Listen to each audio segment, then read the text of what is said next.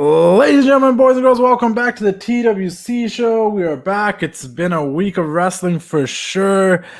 First things first, I just want to say, guys, check out the Patreon. If you guys haven't subscribed to the Patreon yet, just wrapped up an interview with Eric Bischoff, Easy E.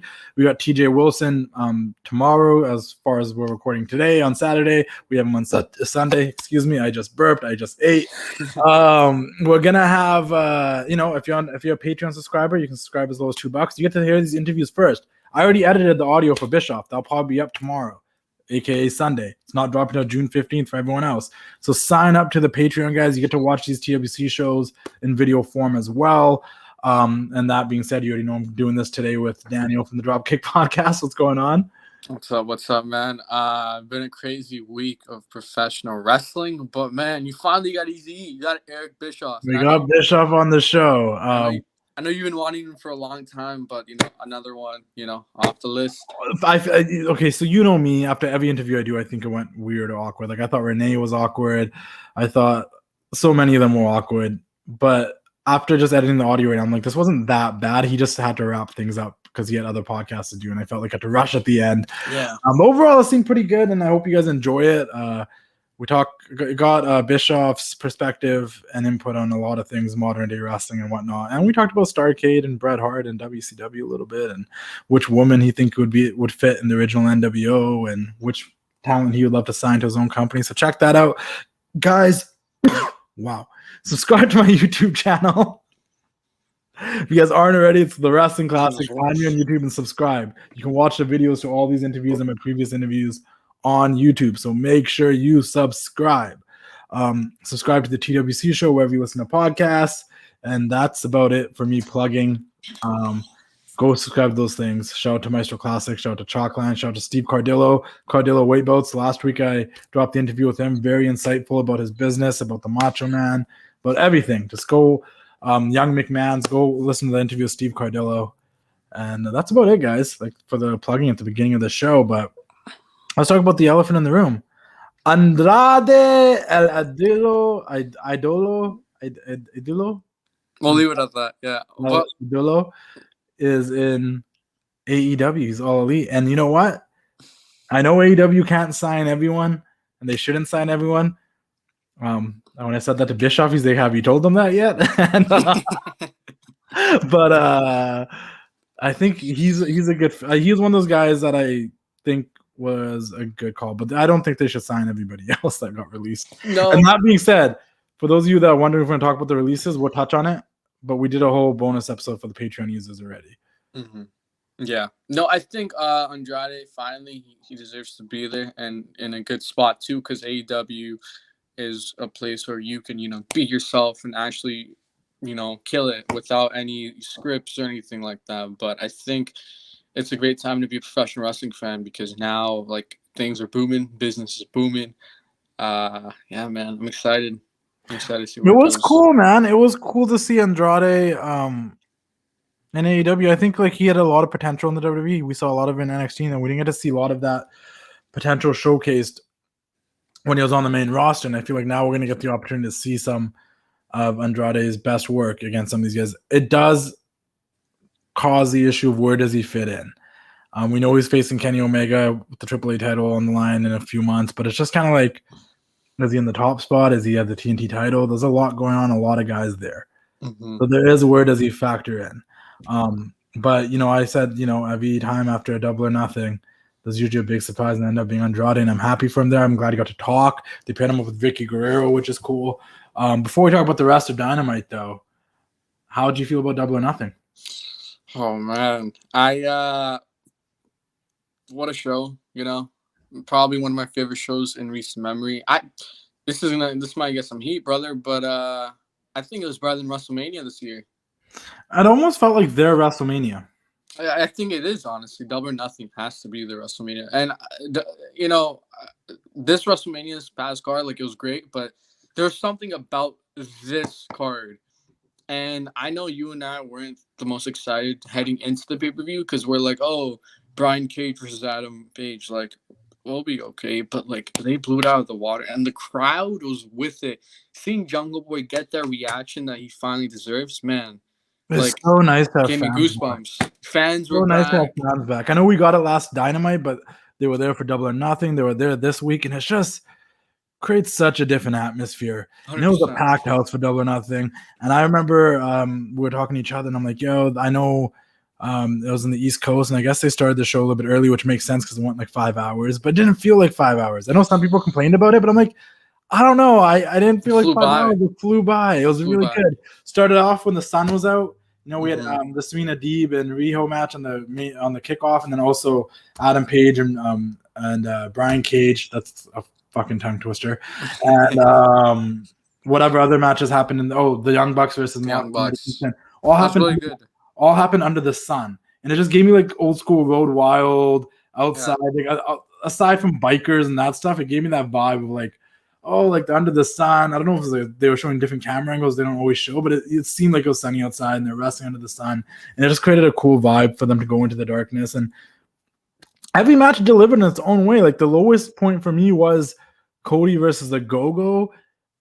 Technically sound, it was good. It just it was all right. Like, but and I'm not shitting on it. It was, maybe that was a low point because it came after like a couple of bangers, you know. So personally, I was gonna say they managed to make another solid Stadium Stampede match, you know. For sure. I think the Go-Go match should have been a flag on a pole match because like it would have made more sense, right? And it would have added a little more excitement. But like it wasn't a bad match.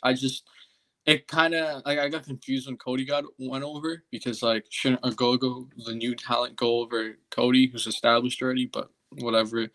I mean, we had Dustin over Nick Camarado at the end of Dynamite because of what reason? I mean, QT Marshall pinned Cody last night, so fair point on that. Because I enjoyed the show. Britt's finally the champion. No more boring Sheeta. Britt Baker, DMD is finally the champ where she belongs. I can't say if they should have made her the first champion or not, but making her the champion now was the right call for sure because it is long overdue. And they built her up as a character that now there's finally a character who's a champion. Because Sheeta, I don't know what her character is. And being a good wrestler, guys, not a character. Is not a character. Happy for Britt. Jungle Boy. Boy, I did not think he was winning. Out of all the predictions, I think that was the one I probably did not predict. He is so over that people don't realize, and with the fans back, man, like why wouldn't they let the final, like, I don't understand this Matt Hardy Christian feud. I think it's because like they want to provide nostalgia for us like older people from like the Attitude Era and the Ruthless Aggression Era, which I get, but it's like times are changing. Like I don't know if people want to like I'm down with it, but like I know other people aren't like the most fond of it. I'm glad that like Jungle Boy won. I thought it was gonna be Christian, which I would have been happy about too. But I was like, oh, Jungle Boy, that's a good little mix up. I don't know. This feels like a thing they do with Jungle Boy. It's very start and stop. Like he did this, he won this. He's gonna have this match against Omega. It'll probably be a great match, right? It'll be a great match. I don't think anyone thinks Jungle Boy is winning. So like.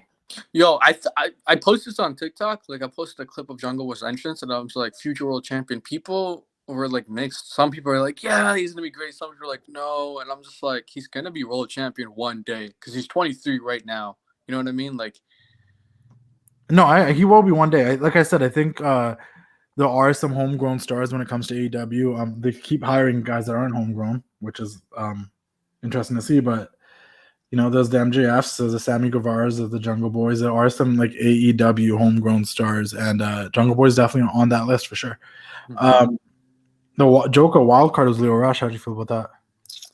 I mean, it was good for him. I mean, I wasn't like the biggest like Leo Rush fan, so I mean, you know, but I'm happy for him, man. I know he's been killing it during the pandemic, so it's cool to see him get that spotlight. And I was wondering if him and Mark Kenny squashed their beef because they were like on the same card, but yeah, he said they had a lengthy conversation backstage that evening. Oh wow, on Twitter or something. So they did. Mark Henry, going to be an analyst for the second show that's coming out soon. Mm-hmm. What do you feel with that? I don't know. Like good for him. I mean, he came out wearing a salmon shirt on Dynamite. Yeah, his promo got trashed. Got cut by Vicky Guerrero and Andrade came out. I don't hate it. I don't know if I love it yet. We got to see what he's like on commentary. Obviously, he does a bunch of commentary sort of analyst stuff on Busted Open Radio. Shout out to those guys. But I think, guys like him and Paul White being there, I know he said that he's got a lot left in the tank. If they're not hitting the ring, though, personally, if they're like backstage helping the younger talent, doing analyst roles and stuff like that, I don't mind it. Yeah. If they start taking spots from guys that should be on the card, I think personally, I don't know if I'm a big fan of that. Like, I don't mind Mark Henry being backstage as an agent and doing commentary and stuff. Like, that doesn't bother me at all, actually. That's cool. Yeah. But if he's going to start having matches and next thing you know, we're having more – because I'll be honest with you, if I can be completely transparent, I don't dislike him at all. I'm actually a big fan of his. I don't care to see Matt Hardy wrestle at all. Mm-hmm. Like, if Matt Hardy was in a role where he was just a manager, just doing back – like, I would appreciate a lot more than Matt Hardy wrestling. Mm-hmm. Oh, yeah. 100%. I think he's kind of just like one of those guys where it's like you need a proper angle with him. Because personally, it's how I feel. I feel like if one of the Hardys got split and they're on different shows, like, it's going to feel weird. Because personally, I like both of them together. I obviously like Jeff on his own because I'm a huge Jeff mark. But no, I get where you're coming from. Allegedly, John Moxley's going to be taking some time off now because his wife, Renee Paquette, is due soon to have their baby eventually. Very soon, I believe. It's been a while. I mean, she was pregnant when I interviewed her like 6 months ago. So time flies, man. So like, I mean, it's probably time. So it seems as if Eddie Kingston's now once again in an entanglement with Pentagon and Pac, and they will be feuding against the Young Bucks and whatnot. But the triple threat match was really good with Omega and Cassidy. It was under. I went in there with very, I don't even want to say low expectations. I don't think I just had expectations for it at all. It was just one of those matches I was on the card. I'm like, I'm sure it'll be good. I don't know how to feel about it because it feels like they threw it together. Mm-hmm. And I was scared they were going to give us Omega versus Orange Cassidy in a singles match. But luckily they put Pac in there. But yeah, that was good, man. It was good. Mm-hmm. And they had the tag match on Dynamite to kick off the show. And I know we talked about it yesterday in Clubhouse a little bit where I said yesterday's Dynamite felt really weird because the first hour was so good and the second hour kind of fell off. But I also came to the conclusion that I think it's because it was starting later on a Friday. It started at 10 p.m. Mm-hmm. That they figured people might be going to sleep earlier. So let's get as much as we can in that first hour. And then when the people that remain watching the second hour will still get good stuff, but not the quality of the stuff we got in the first hour. Because the way they kicked off the Bucks versus Pac and Penta, I was like, that could have been the main event over Dustin and Nick Comoroto in a bull rope match. I would have started with that match, if anything, but I guess it wasn't a regular week and the show started at a later time. So that all being said, it made sense. Mm-hmm. No, 100%. It was a good show, though. Yeah.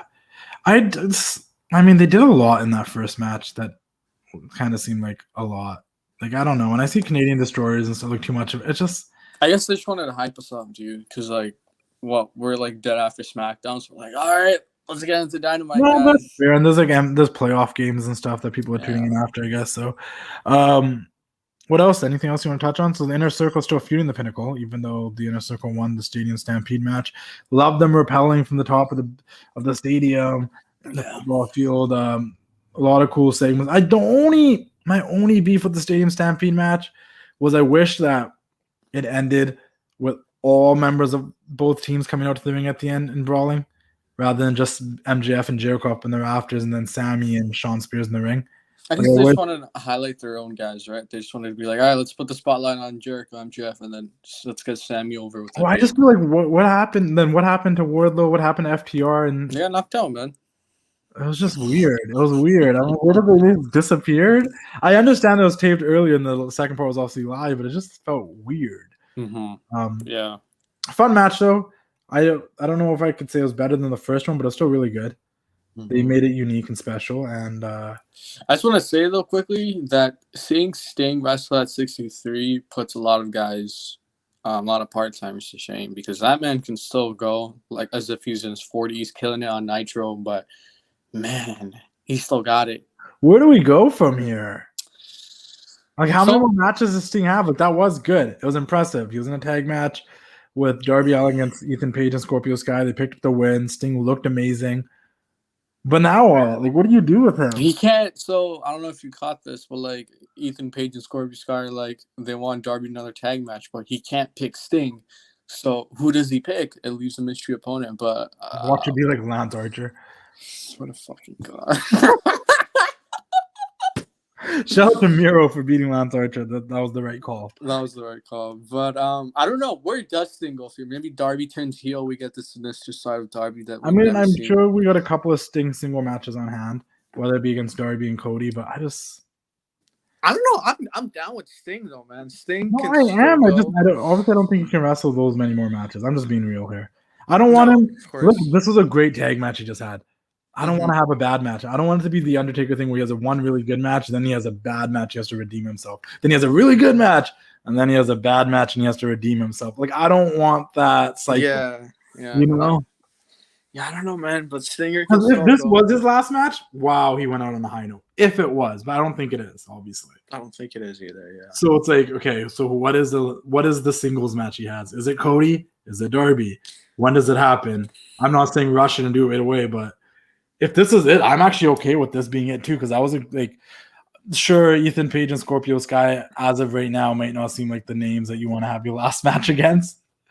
But Team Darby's pretty cool.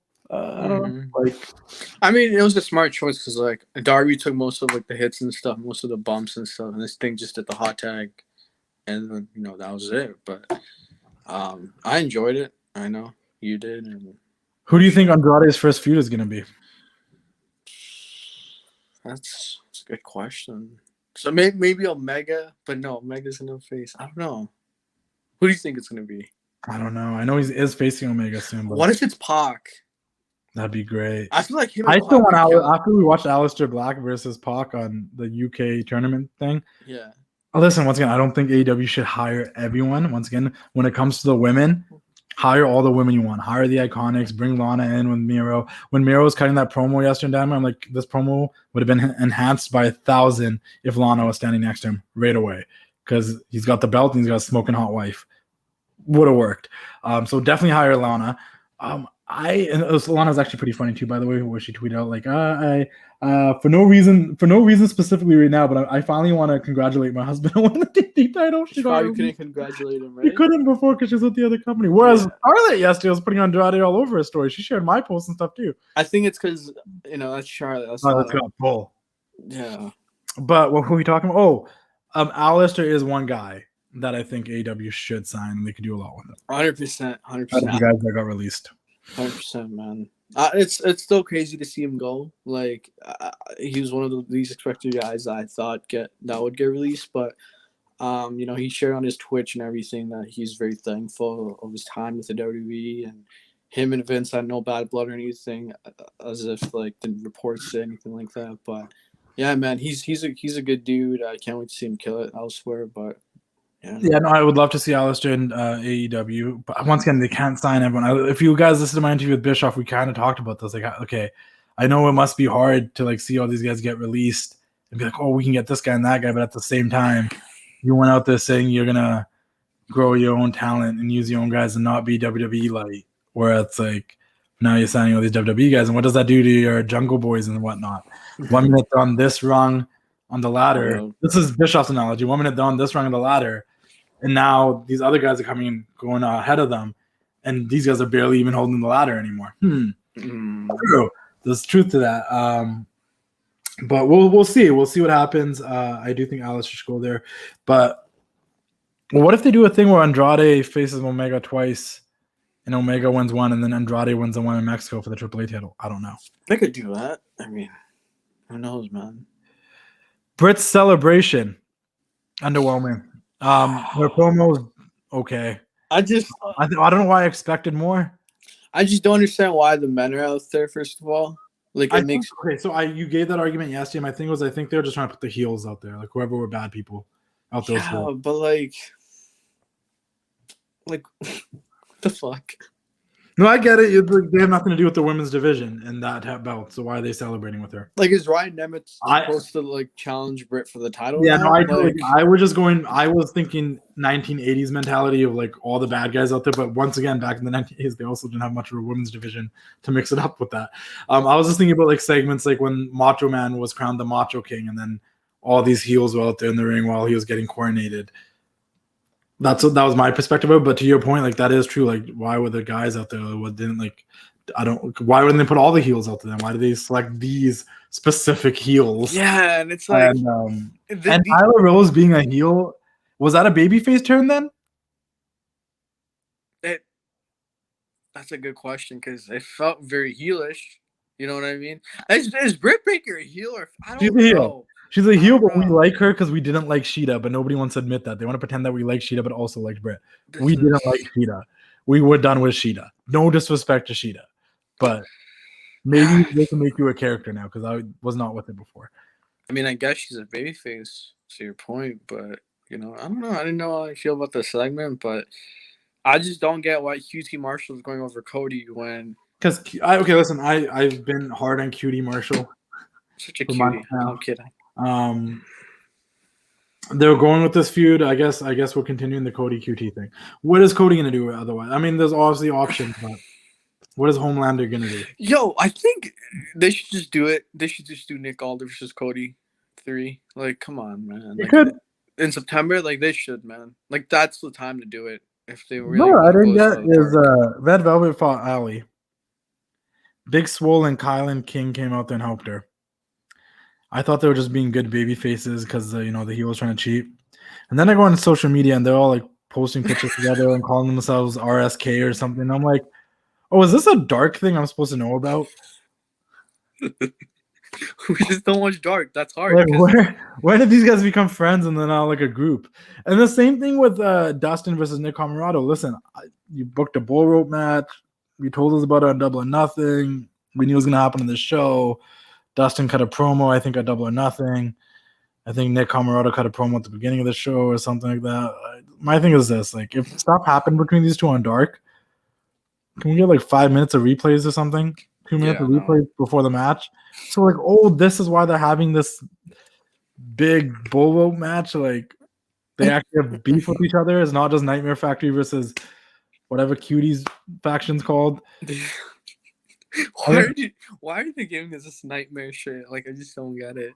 I mean, they're giving them all something to do. I don't know. I mean, it's had us good moments. Like, it has, yeah. Like that whole time where Cutie and I don't like you call him Cutie.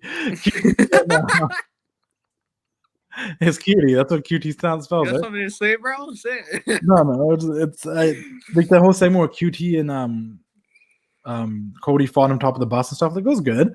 Like, it had its moments, but I don't know. But otherwise, Dynamite's been good. It was a good episode there. Hopefully, keep up the momentum. I'm happy that Andrade El Idolo. It's probably Idolo, right? It's probably Idolo. Yeah. Andrade El Idolo. We're gonna learn how to say it. Jim Ross watched it too. He called it Igolo or something. It's pretty funny. Idolo. It's probably Idolo. Andrade El Idolo. That sounds better. La Sombre is his old name, but he can't be La Sombre because he got rid of the mask. I'm glad he got to keep the Andrade. Talk about Charlotte having a lot of pull. The fact that this dude didn't have a 90-day clause. She sacrificed her WrestleMania paycheck and spot. Is that his wife, right, or fiance? Fiance, ride or die for sure. What a fiance, dude. That's someone you really should have in your corner. I respect her. I'm happy for her. Yeah, I know she was really excited. We actually got to. I sent the DMs and we had a brief conversation. Big supporter of the page in 2015. Talking about big supporters of the page, we'll talk a little bit about SmackDown. Carmella and Liv got to wrestle each other. Please, that was good. Please, they got to cut promos on each other prior to the match, even though they were pre-recorded backstage promos. Still something better than nothing. Mm-hmm. Let them just keep fighting each other for a couple weeks. Maybe build a feud out of this. Mella won tonight. Let Liv win maybe next week.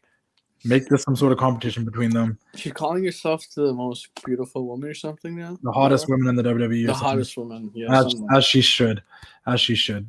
And for people like JD from NY that are like, oh, they're turning the clock back and we got divas again. Like, I don't give a... Yeah, Carmella's a diva. I don't care. But she can go. That's the thing. That's the difference. She can actually wrestle. She can actually wrestle. And, let Liv have an opportunity. They got rid of both of her friends. Ruby's gone. Sarah Logan's gone. Let Liv do her thing. Let Liv have a proper feud. Let Liv find herself. Because everyone's like, oh, she came out there. She's doing a shimmy. Like, obviously, they literally just released her friend out of nowhere. They were just a tag team a week ago. Yeah. She's going to need some time to find herself. Let her find herself through this Carmella feud. You can have more than one feud on any show. with the women, so let it be a thing. And I'm not saying it needs to lead to a pay-per-view match. Maybe it's just a SmackDown exclusive feud. Liv wins next week. Maybe they have like a street fight 2 weeks from now or something, or a best of 3 falls. Like, just let them have their own little feud on SmackDown. And then one of them can be a future contender for Bianca's title until Sasha comes back. Because I'm going to be honest with you, that Bianca Bayley segment, I don't care about her facing Bayley again. I just don't.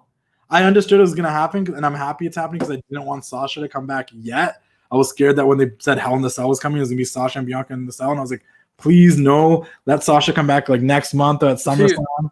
But who writes Bianca's promos? What the fuck was that? This was better than most of them, though. No, it wasn't, man. What was that? I feel like I can cut better promos than that. I just felt like she finally sounded somewhat like her character, because for the weeks after winning the belt, she did not sound like the Bianca from NXT at all. Am I saying this was a great promo? Like, this is a promo I want to come back and watch? No, I'm not saying that at all. I'm just saying compared to her promo since she's won the belt or been on the main roster, like, she finally sounds a little bit cocky and arrogant again, rather than just, I'm so happy to be here and I'm so happy to have this belt and I'm happy and happy.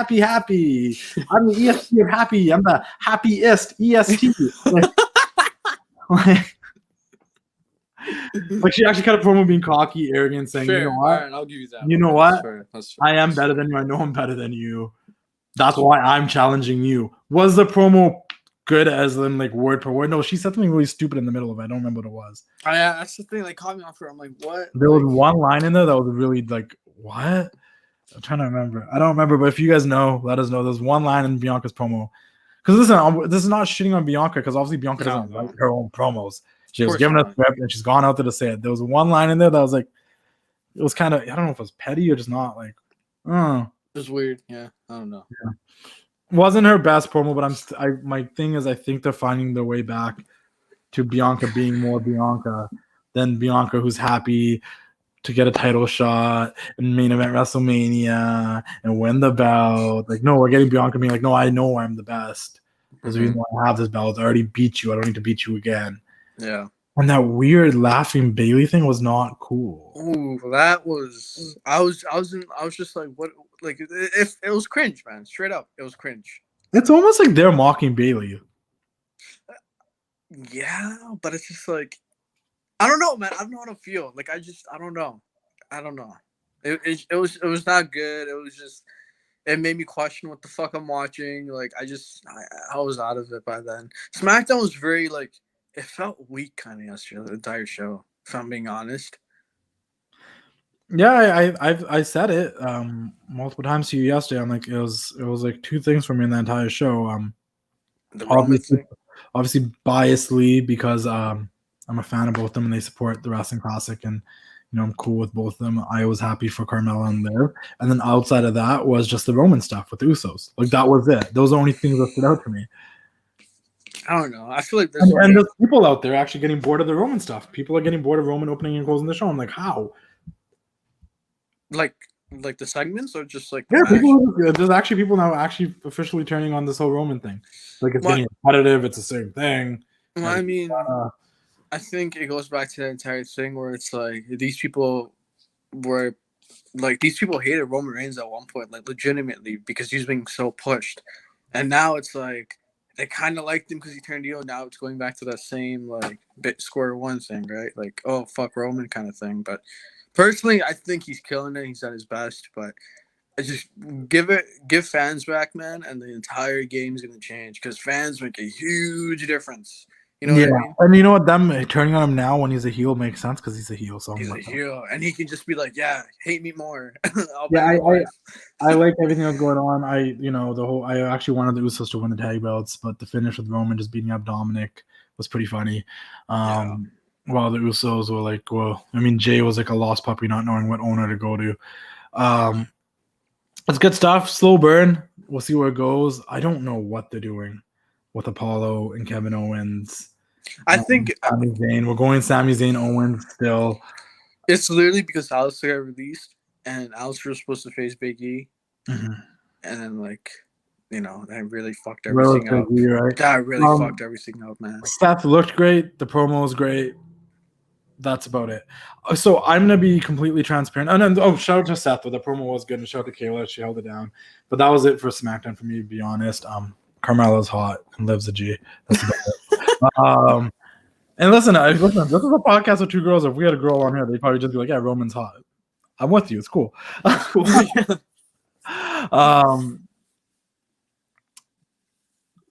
gonna be transparent here. Mm-hmm. Quickly, I guess before we get there, NXT didn't fully watch it. Kind of caught with what happened, and the Fatal 5-Way. I don't know how I feel about the concept. It felt like they just threw everybody in the match. Adam Cole, Kyle O'Reilly, Karrion Kross, Johnny Gargano, and Pete Dunne. Let's just throw everybody in there. I know, like, I feel the same way about it, but I'm just gonna hold off until we actually get the match because I think it'll deliver. The match will deliver. 100%. I just feel like you could have maybe done a triple threat or a Fatal 4-Way, had Adam Cole versus Kyle O'Reilly separately again or something. But you know what?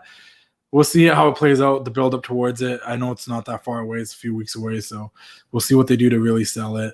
Why the fuck is Ember Moon getting a title shot? That's my full comment on that. This guy hates Ember Moon. I don't hate Ember Moon. I don't get it. I don't fucking get it. Hit Row is so cool. And speaking about things that are cool, the whole Rick Boogs with Shinsuke playing the guitar out to his entrance. That was dope. We can talk about that really quick. That's cool.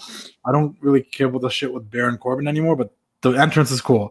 And when live fans are back, that entrance is going to be super cool for people that are there live. Now, I'm going to be really transparent here. I did not watch Raw this week. Totally missed it. I don't know why. There was a very specific reason. I don't know what it is. I don't remember. But I had a reason why I missed it. I don't remember. I'm going to leave it to you. Like the only thing I know is that Drew fought Kofi in the main event. And Drew won. I'm trying to remember. Yeah. I mean, it was a disastrous show. Shayna Baszler lost to Reginald. And I didn't watch that at all. What was that all about? I don't know, man. I don't know what they're doing with Shayna, but it's really making me question if they just like lost hope because like a year ago, this woman was the most dominant woman in WWE, and now she's losing to Reginald in like under 5 minutes. Really makes you question a lot. But you know, I don't know. I just don't understand what's happening on the show, but. At the end of the day, man, it's Monday Night Raw. They got to book their show, and Randy Orton and Xavier Woods was really good. And seeing Randy Orton with that goatee really reminded me of EC3 for some fucking reason. But you know, it's Randy being Randy, and good match. I'm trying to remember the end. Oh, Kofi versus McIntyre, and people are turning on McIntyre. I don't know if you heard about this, and I did not. Dude, people were going crazy. They're like, screw McIntyre. Blah, well, blah. I mean, we're getting McIntyre again. Oh, I guess that, man. But, like, they got to, like, you know, they have their own agenda and they have to run the show. But, I mean, seeing Kofi in that main event spot was cool. I'll say that. I just mean, like, if you're going to... Why wouldn't you just have Kofi versus Bobby for 1 month? Yeah. Or make it a goddamn triple threat. I feel like we've been getting too many triple threats, though, man. We have, without a doubt. We have. But, like, and they should have said Kofi main event 1 month. What the hell would it have been if 1 month Kofi main evented? Yeah. No, you know? It's cool. It's cool to mix it up, but, like, I know at the beginning of the show, they kicked off Raw with Miss TV, and it was, I think, Nikki Cross, Charlotte, Rhea Ripley. They were all there, and then Rhea Ripley's like, I can beat you under a minute to, I think, Nikki Cross or something. And then she didn't. And it was just like... Oh, they did the whole beat the clock thing again, right? For like a minute. And it was just like, what? Or I think it was Charlotte who was trying to beat. But... Brock is back on the active roster. That's the other thing. He was put on the active again, so everyone's speculating Brock will come to face Lashley or Roman at SummerSlam. A lot of people were saying Cena versus Roman. I don't care to see Cena back this year. No, I think me being a Cena... growing up in the Cena fan era, like I wouldn't mind it, but it's like I don't want him winning the belt because I think Randy should win the belt and beat Flair's record because you know. I'm with you. And then what else happened this week? Dark Side of the Ring, Jake the Snake. If you guys didn't check that out, definitely go check that out. Really dark episode. Dude, that caught me off. I didn't know most of the stuff because I never grew up with Jake, right? Like it was hard, but definitely a hard watch. Like I was shocked, bro. I was texting you and I was like, did this really happen? Like what? I still do think a lot of it was surface level. We didn't go into details. Like, you could dig in deep and find out some really messed up shit. I knew some of it because, I have the Jake the Snake documentary, which was a DVD set years ago. Yeah. I've seen some other stuff here and there. Like, I know that his mom was only like 13 when she gave birth to him, and he's like, I always thought my mom was like my older sister, and like I knew about him being I knew the relationship that he had with his siblings. I knew that Sam Houston and Rock and Robin were his brother and sister. Mm-hmm. I never heard the stories on the behalf of Sam Houston and Rock and Robin, though, so that was so new to me, like their relationship with their dad, and Rock and Robin saying that Grizzly Smith sexually assaulted her and stuff. Like, there's this, and the stuff about the dad just picking up young adults and teenage, not even teenage, like young little girls to be on the road. Like, this is a lot. They were just, guys. That was hard. Warrior Dark Side of the Ring kind of felt like a letdown. This one definitely was not. Go check it out. I really do hope the Smith siblings do get together very soon and reconnect, because 100%. life's too short not to. But obviously, it just depends if they're all in the right place. Their dad really fucked them up. The McFoley documentary was really good. Really happy. Really positive. Mick Foley's the man.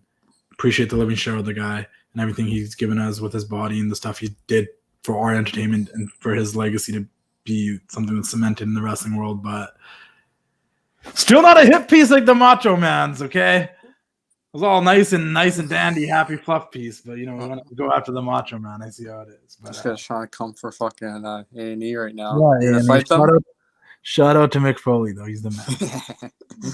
It was good, man. I haven't watched it yet, but I'm definitely gonna check it out. But Sheamus broke his nose this past week. Oh yeah, Sheamus broke his nose. I once again I didn't watch Raw, so I didn't witness it. But Sheamus is a tough son of a bitch, dude. Speedy recovery with Sheamus. Tough SOB, man. It's crazy, but great week of wrestling. We got Double or Nothing. We got a lot of good things coming up on the horizon. But Andrade El Idolo. I'm really excited, man. I think we got Brett next week, right? For A&E? Yeah, tomorrow. Brett tomorrow. It's the end. It's the end of the A&E documentaries after Brett. There's a China documentary coming out on Vice. It's not related to Dark Side of the Ring. It's its own separate entity. But Vice is dropping a documentary in China, so keep your eye on that. I think that's about it. I can't think of anything else that we really need to talk about. It's a little shorter episode this week, guys. Make sure you subscribe to the Dropkick Podcast on YouTube and on wherever you listen to podcasts. He's gonna have some episodes dropping soon. He's just been really busy with school because he's a kid. Hey, I can drink, all right. I'm a man. Okay, so he's a man and shit. My old ass is just living life, man. We got Eric Bischoff coming out next week. We're interviewing TJ tomorrow, but that'll probably drop in the first week of July. I'm trying to just do 2 a month. So I think we're gonna drop Bischoff this month for the second half, and then we'll do TJ at the first week of July. Hi guys, let me know what you guys think about the Bischoff interview. I was kind of iffy about it, but I don't know. I think he's always stressed, man. He has stuff to do, man. It's, he's a busy man. He's Eric Bischoff. I know. He had to wrap it up, and I kept trying to get my shit in. Yeah. That's what it was. He was nice when he was like, I gotta go. I got to go, brother. I'm like, okay. He's nice. If he didn't want to be there, he'd fucking just walk away. You know what I mean? He's Eric Bischoff. I just think my relationship with Bischoff is always that I'm intimidated by him. I don't know why, but he intimidates me. I think it's because you watched him growing up as a kid. He was very honest. He was very genuine. He kept it real. I told him before we even started recording, I'm like, listen, if there's anything you say that you want me to take out or whatever, let me know. He's like, fuck it. He's like, leave it all in. He's like, I don't give a fuck. I'm like, okay. Yo, I gotta watch that, bro. I gotta watch that tonight. Oh my god! Hey, no, that was off the air though. He was just it was off the air. He's not give a fuck. He's like, just leave whatever. And I'm like, okay. I mean, that's Eric for you, man. That's Eric. I was like, hey, let's rock and roll, man. Let's fucking do the thing and shit. But yeah, guys. Once again, subscribe to the YouTube channel. Please subscribe to the YouTube channel. When you get the subscribers up, you guys will get the videos when they drop. You'll see them first. When they drop. Make sure you check out the Patreon. $2, and you got discounts on toys too. Action figures. They're showing all these new AEW elites and all these things. You'll get them. You'll get them first, and you'll get a discount on them if you are a Patreon to the Wrestling Classic Patreon. That's www.patreon.com/The Wrestling Classic. And lastly, make sure you subscribe to the TWC Show. Wherever you can. Subscribe to the TWC Show on Apple Podcasts, Spotify, Google Play, iHeartRadio. Just keep doing the thing. And I hope you guys are. I hope this next upcoming week of wrestling is as good as next week. Maybe I feel like this week was good because I didn't watch Raw. Maybe you should do that more often, dude. Maybe keep that. I didn't watch Raw, and I was like, "Yo, it's a good week of wrestling." The only show I caught bits and pieces of NXT. I watched the 4 hours of wrestling this Friday of 2 hours of SmackDown, 2 hours of Dynamite. And I watched the 5 hours of Double or Nothing. I just didn't watch Raw. I watched all the documentaries. I watched The Godfather's Broken Skull Sessions, which was really good. Check that out as well. The Godfather's a dope dude. And I was like, it's a good week of wrestling. No, man. I think just do that more often, you know? Save yourself from those 3. I just feel like I didn't miss anything. I didn't miss anything from not watching. I genuinely feel like I did not miss anything from not watching Raw. And I'm a Randy Orton fan. I like Alexa. I like Charlotte. It's not. I like Ali. I know he confronted Mansoor or something. Like, I like Sheamus. There's so many guys on that roster I like. The show sucks. It goes Ali and Jeff Hardy had a banger of a match on main event. Oh, did they? I need to watch it. But that goes back to what CM Punk said, right? Why would I want to just be another character on a shitty wrestling show? It's not the fact that the people on the show are bad. It's just the show itself is bad. Why would you want to just be a part of a bad show? Money, right? I don't know. It's the big show. It's the big bad show tonight. But I just want to quickly say that Blade Hart, aka Bret Hart's son, and Kid Chocolate, Mo and Nan, are going to be on the show with Justin in the near future. So stay tuned for that. It's in the works, and I can't wait. It's going to be good. I've never talked to Blade in my life. But it's Blade, I'm tight with both of them. They're both good peeps. We'll have a good one. Happy birthday, Blade. I know. Happy birthday. Happy birthday. And everybody go make sure you tune in. I understand that I'm pretty sure it's Mayweather versus Logan Paul. Hopefully Mayweather knocks him the fuck out. No disrespect to Logan Paul. I just don't want to see Mayweather lose. I actually don't. I actually like Jake Paul. I don't know if I stand with him. I actually don't mind Logan. Logan's alright. Yeah, I don't mind Logan. His whole showing up at WrestleMania show was cool too. He put over wrestling himself, went on his show. So shout out to Logan Paul. The same way Bad Bunny did. I didn't talk about that last week, but Bad Bunny put over the wrestling with Jay-Z and LeBron James on the. That was dope. I forget, No Interruption show or something. The shop like that. HBO, Uninterrupted or something. I think it's called. He put over WWE and how hard everybody works, and can't imagine how people like Triple H Undertaker did it for 20 years, taking bumps like that. Love it when celebrities come into the wrestling world and the celebrities leave, giving the wrestling world a lot of love and respect, and that's something both Logan Paul and Bad Bunny did. So for all of you that were pissed that Logan and Bad Bunny showed up, why are you? They're putting over the world to the mainstream world that probably isn't watching wrestling, trying to make our family grow even bigger. So that's something we should appreciate. But other than that, guys, I'm just dragging on this outro forever. Watch the Bret Hart documentary. Tune in. It should be really good. Bret has already been able to watch it after it's been done. So if he's okay with it, I'm sure it's going to be good. And it's not going to be a hit piece. Like the Macho Man's. No, this guy's so mad about it. Dead. Defend himself from Bubba the Love Sponge. But the fuck? What in the blue hell is a Bubba the Love Sponge? But yeah, tune in, man. Support the Hitman. He is a Canadian hero. Hear about me and Bischoff talk about him because Bischoff did not get the whole Canadian hero thing. Other than that, guys, keep doing the thing. Peace, love, John Lennon. Whatever. Yeah. Ooh, yeah, dig it. That's a wrap. That was good.